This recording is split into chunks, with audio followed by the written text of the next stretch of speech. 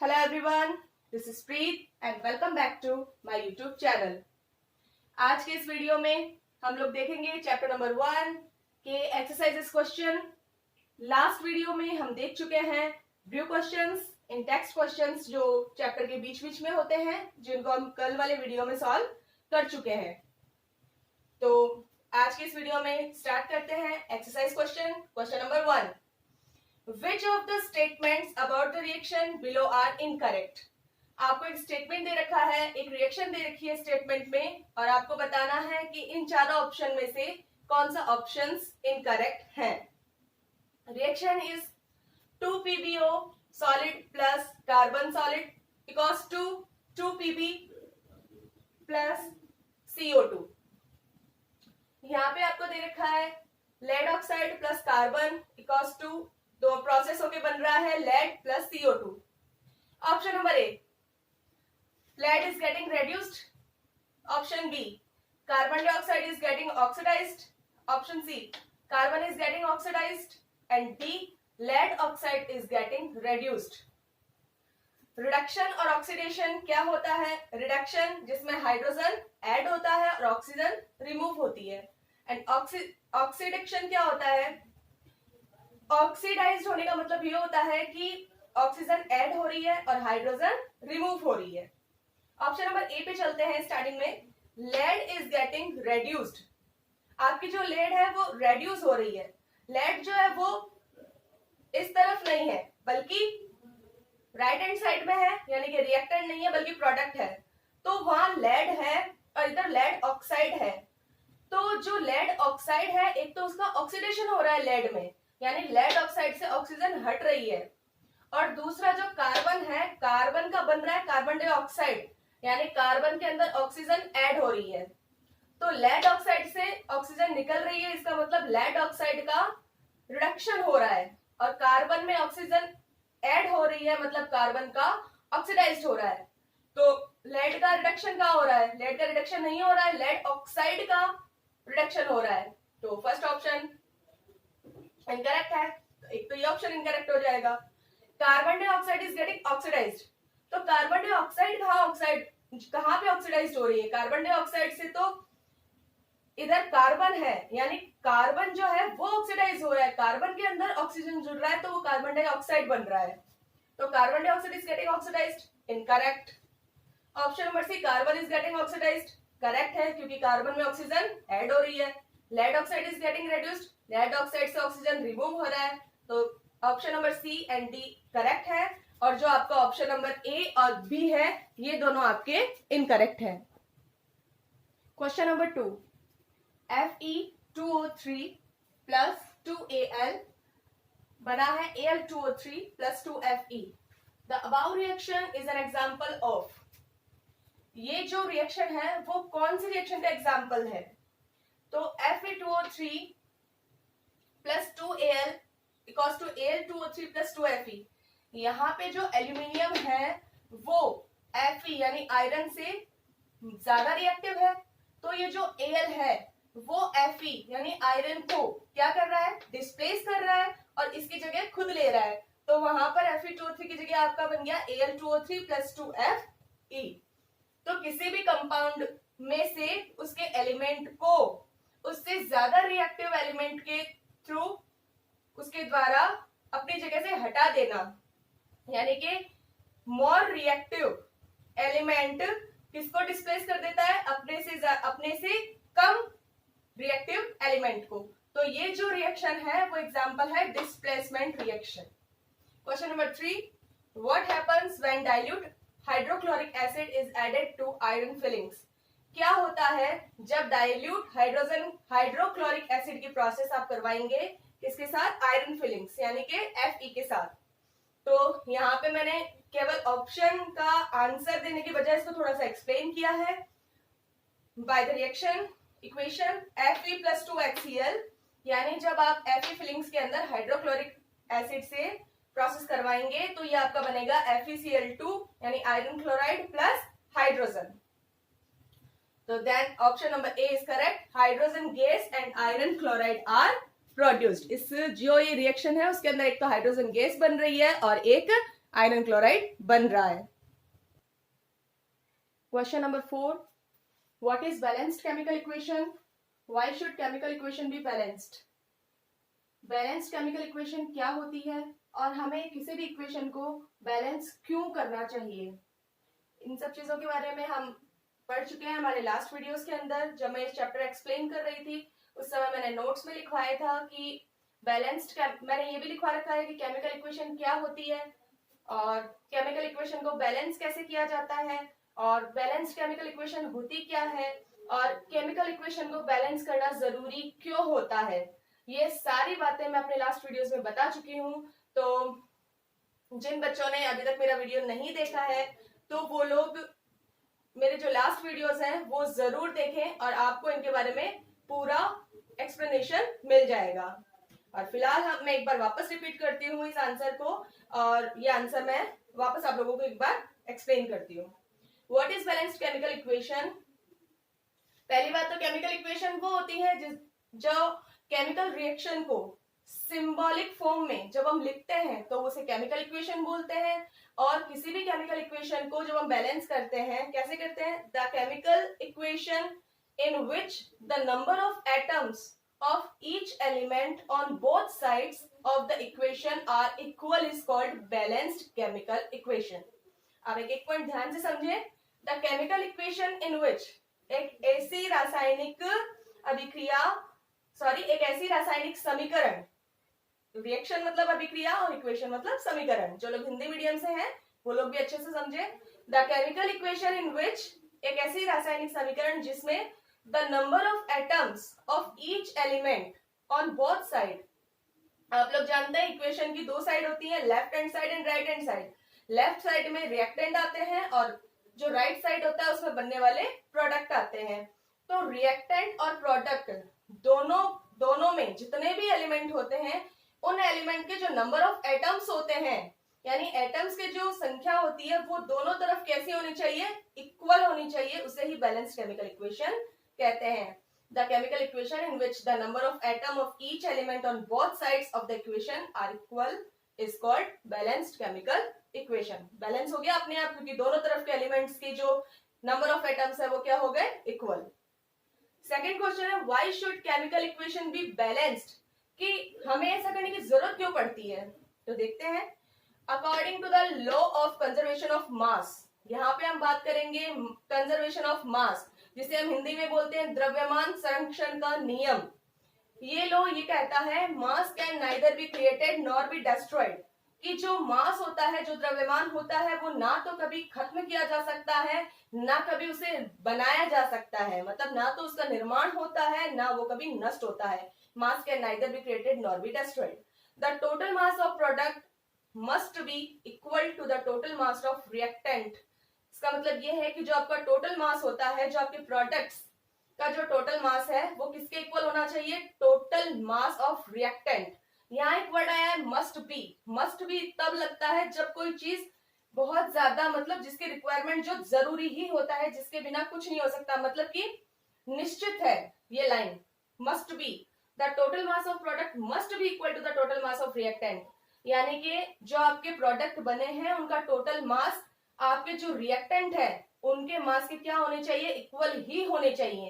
ये कहता है लॉ ऑफ कंजर्वेशन ऑफ मास। और जब मास इक्वल होगा it means number of atom भी क्या होंगे, इक्वल होंगे। In other word the number of atoms of each element of reactant, की जो रिएक्टेंट के प्रत्येक जो तत्व के नंबर ऑफ एटम्स होते हैं वो मस्ट बी इक्वल, किसके बराबर होने जरूरी है, the number of atom of each element of product, यानी प्रोडक्ट्स के ईच एलिमेंट के, हर एलिमेंट के एटम्स किसके इक्वल होने जरूरी है, रिएक्टेंट के टोटल जितने भी एलिमेंट है उनके नंबर ऑफ एटम्स के। Next question number 5, translate the following statement into chemical equations and then balance them. इस क्वेश्चन में आपको बोला गया है कि आपको कुछ स्टेटमेंट दे रखा है नीचे, आपको उसको किसमें बदलना है, केमिकल रिएक्शन को आपको चेंज करना है केमिकल इक्वेशन में, और फिर उस इक्वेशन को आपको करना है balance. First statement is hydrogen gas combines with nitrogen to form ammonia. कि हाइड्रोजन गैस को नाइट्रोजन के साथ में कंबाइन कीजिए और अमोनिया बनाइए। तो हाइड्रोजन, सबसे पहले हम इसे इक्वेशन बनाएंगे। हाइड्रोजन गैस को बोलते हैं H2 plus combine with nitrogen plus N2, hydrogen का H2 प्लस N2 और बन गया अमोनिया।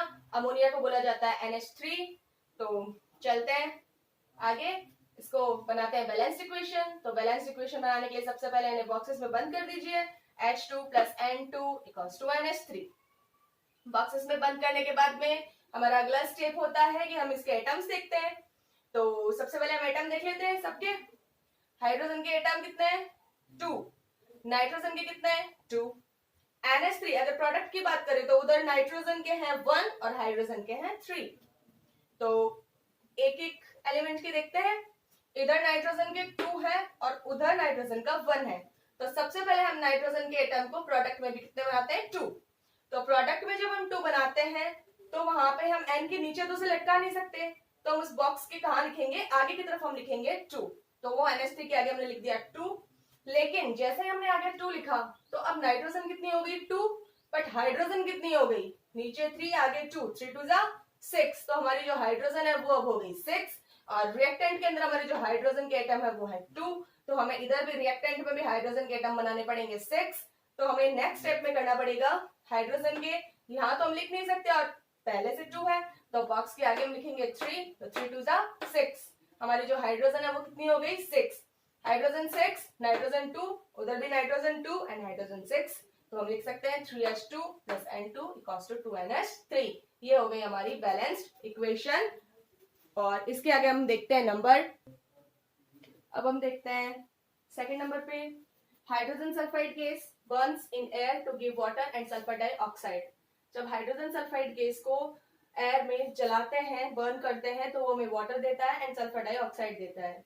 किसी भी गैस को बर्न करने का मतलब है कि उसकी आपको रिएक्शन करवानी है ऑक्सीजन के साथ में। हाइड्रोजन सल्फाइड जिसको बोला जाता है H2S प्लस किसके साथ प्रोसेस होगी? O2 के साथ। H2S प्लस O2 वो में दे रहा है water and sulphur dioxide. Water का formula H2O and sulphur dioxide का फॉर्मूला होता है SO2। तो यहाँ पे H2S plus O2 equals to H2O plus SO2। यहाँ पर हाइड्रोजन रिएक्टेंट के अंदर एटम नंबर इसके 2 है, उस साइड में भी हाइड्रोजन के 2 हैं, सल्फर का 1 है, प्रोडक्ट में भी सल्फर का एटम 1 है। प्रॉब्लम यहाँ पे हो रही है, बैलेंस कहाँ नहीं हो रहा है? ऑक्सीजन बैलेंस नहीं हो रहा है। ऑक्सीजन के नंबर ऑफ एटम इधर 2 है और उधर ऑक्सीजन के नंबर ऑफ एटम एक तो वाटर में है और एक 2 सल्फर डाइऑक्साइड में है, यानी ऑक्सीजन नंबर ऑफ एटम हो गए ऑक्सीजन के 3। अब 3 तो कैसे भी बैलेंस नहीं हो सकता। यहाँ पर अगर मैं 1 कर दूं तो 2 ही रहेगा, 2 कर दूं तो 2 2 जा 4 हो जाएगा और उधर 3 रहेगा, 3 कर दूं तो 3 2 जा 6 हो जाएगा, उधर 3 रहेगा। तो इसको हम बैलेंस करेंगे। सबसे पहले क्या करेंगे? H2O के आगे हम 2 लगा देंगे। 2 लगाते ही ऑक्सीजन हो गए 2, ऑक्सीजन 2 होंगे बट हाइड्रोजन कितने हो गए? 2 2 जा 4 और SO2 के आगे भी अगर हम 2 लगा दें तो कितने हो गए? क्योंकि यहाँ चाहे तो हम केवल सिंगल 2 लगा के ऑक्सीजन को 2 कर सकते हैं, लेकिन ऑक्सीजन तो 2 हो गया बट हमारा हाइड्रोजन उधर कितना हो गया? 4 हो गया। तो उसके लिए हम यहाँ भी तो 2 लगाएंगे, यहाँ 2 लगाते ही हमारा सल्फर 2 हो गया, तो उस साइड में भी हमें सल्फर के आगे क्या लगाना पड़ेगा? 2 लगाना पड़ेगा। तो वाटर के आगे 2 लगा दिया, SO2 के आगे 2 लगा दिया और इधर कितना हो गया? हाइड्रोजन 4, ऑक्सीजन के आगे 2 लगा दिया तो ऑक्सीजन 2 और उधर 2 2 जा 4, तो ऑक्सीजन हमारे पास में हो गया 6। अब ऑक्सीजन अगर प्रोडक्ट में ऑक्सीजन के अगर नंबर ऑफ एटम 6 हो गए तो इस ऑक्सीजन के आगे हमें क्या लगाना पड़ेगा? 3 3 2 जा 6।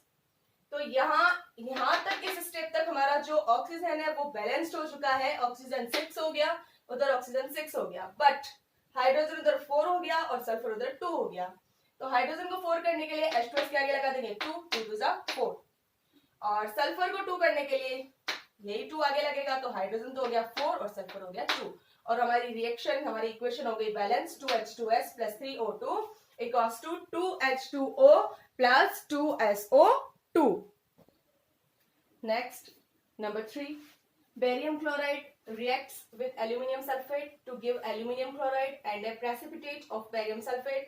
ये रिएक्शन मुझे लगता है हम लोग इस चैप्टर को जब से हमने स्टार्ट किया है तब से लेकर हम चौथी या पांचवी बार ये रिएक्शन देख रहे हैं, तो आप लोगों को तो मुझे लगता है कि माइंड में सेट हो गई होगी, तो आप लोग भी मेरे साथ साथ में देखेंगे।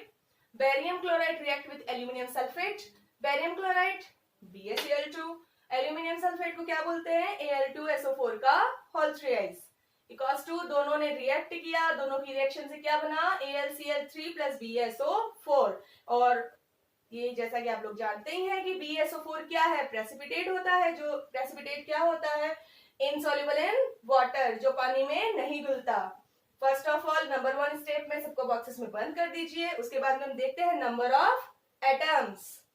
तो बेरियम के कितने नंबर ऑफ एटम्स, 1, क्लोरीन के 2, एल्यूमिनियम के 2, सल्फेट, ये जो आपका जो दिख रहा है ना SO4, इसको बोला जाता है सल्फेट। तो सल्फेट के आपको एटम नंबर ऑफ एटम्स दिख रहे हैं 3, और प्रोडक्ट की अगर हम लोग बात करें तो एल्यूमिनियम का 1, क्लोरीन का 3, बेरियम का 1, सल्फेट का 1। तो कुछ भी बैलेंस नहीं है, खाली बेरियम को अगर छोड़ दे, बेरियम का तो रिएक्टेंट में भी नंबर ऑफ एटम 1 है एंड प्रोडक्ट में भी नंबर ऑफ एटम 1 है। सेकंड हम बात करते हैं क्लोरीन की, क्लोरीन की नंबर ऑफ एटम कितना है 2, और उस तरफ आप देखेंगे 3। तो ऐसा तो हो नहीं सकता कि यहाँ पर अगर मैं 2 कर दूं तो 2 2 4 हो जाएगा, उधर 3 है, तो मुझे क्या करना पड़ेगा, इसके लिए मुझे करना पड़ेगा यहाँ पे AlCl3 के आगे अगर मैं 2 लगा दूं तो मुझे मिल जाएगा एल्यूमिनियम, मुझे मिल जाएंगे 2, जो कि मुझे चाहिए, क्योंकि मेरे रिएक्टेंट में एल्यूमिनियम के कितने हैं नंबर ऑफ एटम, 2 है। तो मेरी एक कंडीशन तो ये पूरी हो जाती है कि मेरे जो एल्यूमिनियम के एटम है वो 2 2, बोथ साइड कितने हो गए, 2 हो गए।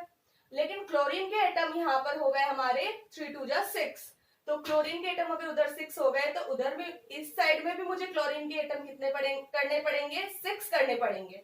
तो नेक्स्ट स्टेप में मैं क्या करूंगी, यहाँ पे ये जो BaCl2 के है इसके आगे हम लगा देंगे 3, तो ये कितना हो गया, यहाँ क्लोरीन हो गया 6।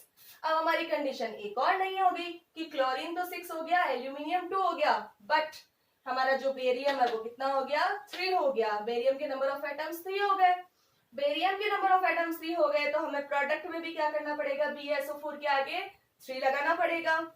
और फिर यहाँ पे नई कंडीशन हो गई क्या, कि जो एक कंडीशन हमारी और सेफ हो गई कि हमारा जो सल्फेट था वो रिएक्टेंट में कितना था, SO4 का होल 3 और उस तरफ हमने पूरे BaSO4 के बॉक्स के आगे हमने 3 लगा दिया, तो हमें बेरियम भी 3 मिल गया नंबर ऑफ एटम, और सल्फेट के भी नंबर ऑफ एटम्स कितने मिल गए, हमें 3 मिल गए।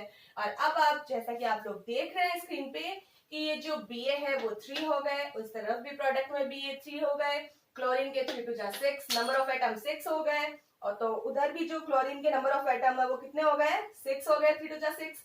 एल्यूमिनियम के नंबर ऑफ एटम 2, उस तरफ भी एल्यूमिनियम के नंबर ऑफ एटम 2, तो आपको एक बैलेंस्ड इक्वेशन मिल गई है यहाँ पे 3BaCl2 प्लस Al2SO4 का whole 3 equals to 2AlCl3 plus 3BaSO4।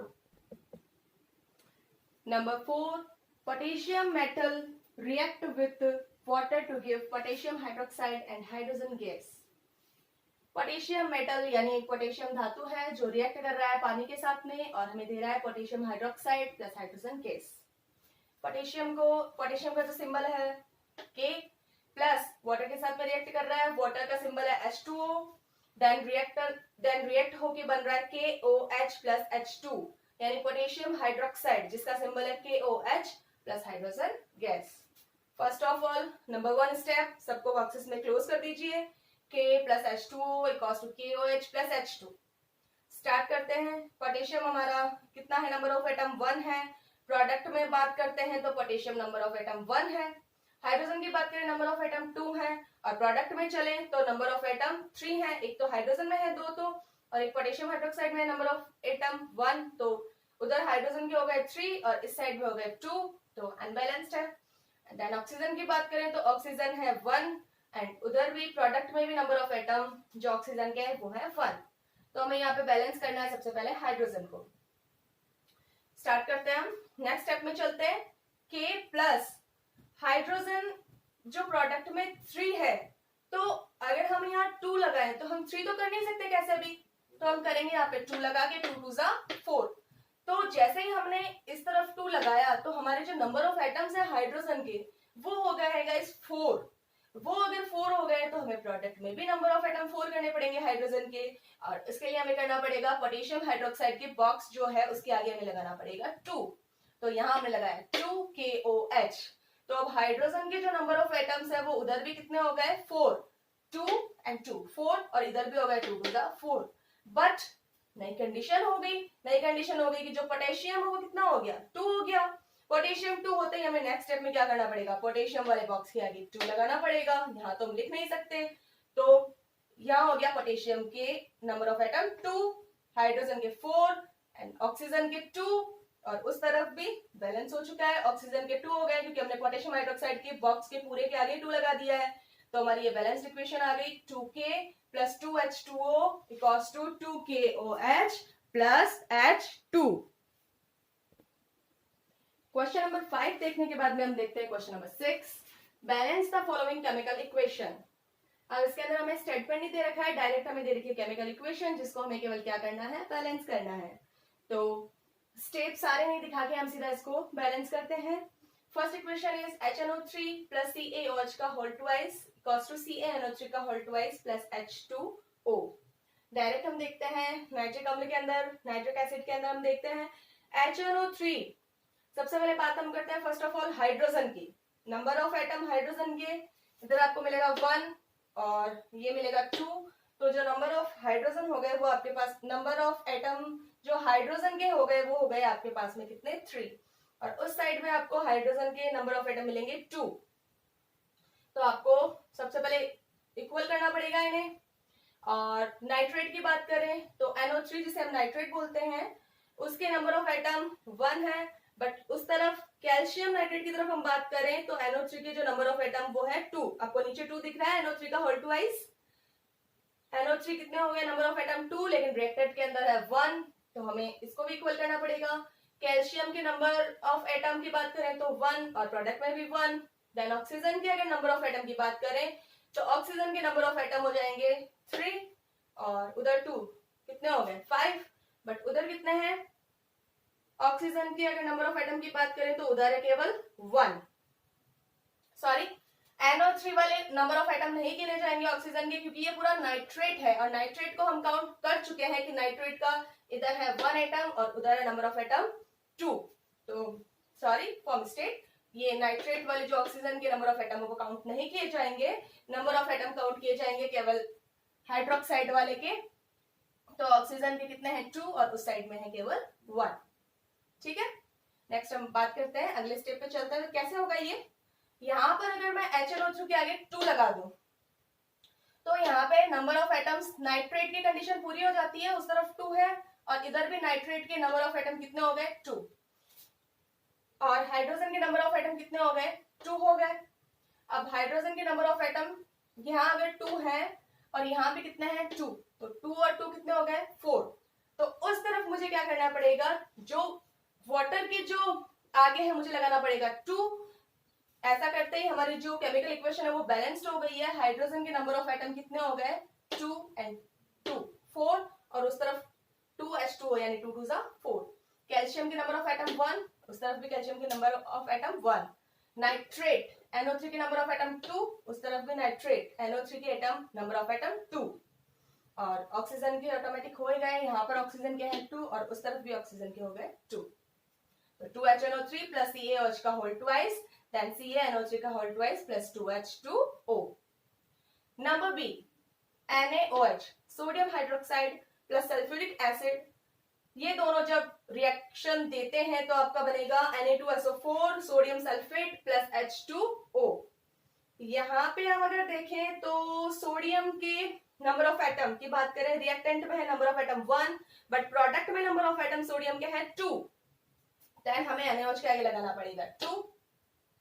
Simple, NaOH के आगे 2 लगाते सोडियम के नंबर ऑफ एटम हो गए 2, बट साथ में ऑक्सीजन के नंबर ऑफ एटम भी कितने हो गए, ये पूरा सल्फेट है गाइस, इसको आपको काउंट नहीं करना ऑक्सीजन को अलग से।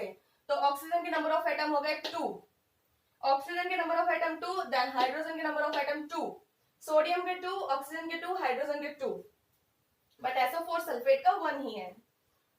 और ये जो हाइड्रोजन है वो 2 नहीं, 2 यहाँ पे भी है, 2 और 2 4 हो गए। तो हम Na2SO4 के साथ में तो कोई छेड़छाड़ नहीं करेंगे। क्यों? क्योंकि सोडियम के जो नंबर ऑफ एटम है वो 2 है, हमें 2 ही चाहिए, और सल्फेट का नंबर ऑफ एटम 1 है तो हमें 1 चाहिए। H2 के आगे हम लगा देंगे 2, ताकि 2 2 4, हाइड्रोजन के हमें मिल जाए 4 और ऑक्सीजन के नंबर ऑफ एटम हमें मिल जाए 2। देन हमारी बैलेंस इक्वेशन हो गई 2NaOH plus H2SO4 equals to Na2SO4 plus 2H2O।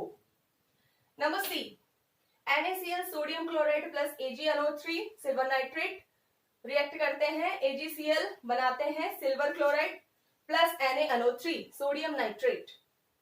यहाँ पे आप देखेंगे सोडियम के नंबर ऑफ एटम 1, उस तरफ भी 1, क्लोरीन के नंबर ऑफ एटम 1, उस तरफ भी 1, सिल्वर का 1, प्रोडक्ट में भी 1, नाइट्रेट, ये जो पूरा है nitrate NO3 number of atom 1, NaNO3 उस तरफ भी नाइट्रेट का नंबर ऑफ एटम 1।